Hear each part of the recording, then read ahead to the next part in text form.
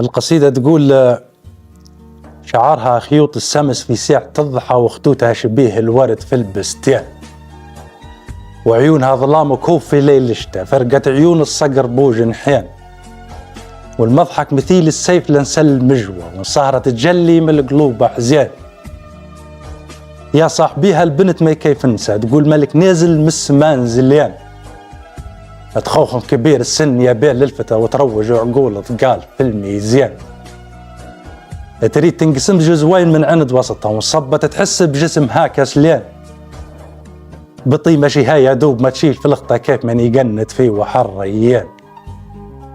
الشاكع تقول بروك في وان المسا والله عقود ليلة زفت العرسان، جبينها مثيل البدر في كبد السما يوم 15 وما حجبها مزيان. هذه مكملة بالزين والطيب والبهاء، هذه جوهرة من غالية الأثمان، هذه من مناسب ناس شيالة الثنا، حمات النزيل وللعداء عدوان. ملكني غلاها نيل ممزوز بالحشا، سيطر عليه الأفكار والوجدان. هذه من خذاها طاف بالبيت وصفها استغفر الله وطاف بالعدنان. هذه وصفها بالشعر مازال ما انتهى، غير القوافي يلزم الأذهان، ولاني اللي قوال والفاضي يقوى، ولاني يصطافي نظمهن لوزان.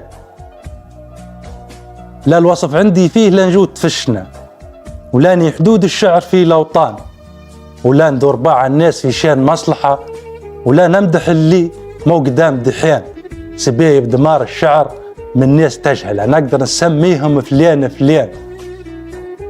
خظني قوافي همت في جانب أخرى، الله ينعل الشيطان والليطان. خطرها الليل وكان تقسم ليدنا جميع ما تريد ندير مهما كان. تريد العيون فراش وهدوء بيغطى، نهدي لها عيوني والغطاء الأشفان. الخاطر بعتها ذاب من الموح والرجا، الشاظة تقول مقرب عاد تربيان. مرزي في غلاك يمين من غير هالغلا، معاكس معاه البخت في النسوان. نطلب عظيم الشان مجيب ادعى قال نستجيب العبد كان دعان. يلصفني بحوريتين في يوم القلم البشر ضمثا ولا من جان.